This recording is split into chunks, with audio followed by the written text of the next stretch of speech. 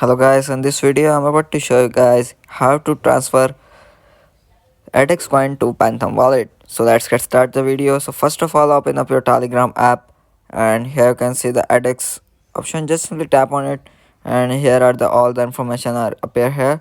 So here are the following steps. So first of all, you have to tap on the entered amount, which is cancel, and you have to enter the invite my tap on the invite a friend. So here you can see I invited 20 friends and I earned 2200 Addex coin. After this, here you can see the balance option. Just simply tap on it and my current balance is 2486 Addex.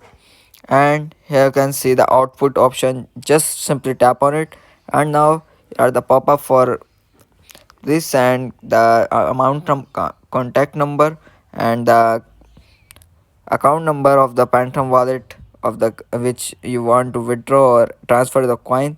So now you have to open up your Phantom wallet and here you can see the Solana. Just simply tap on it and here you can see the receive option. Just simply tap on it and now you have to copy the URL or address and then again go to your Telegram and paste it, and here you can see the action complete. Just simply now tap on next and enter the amount to withdraw.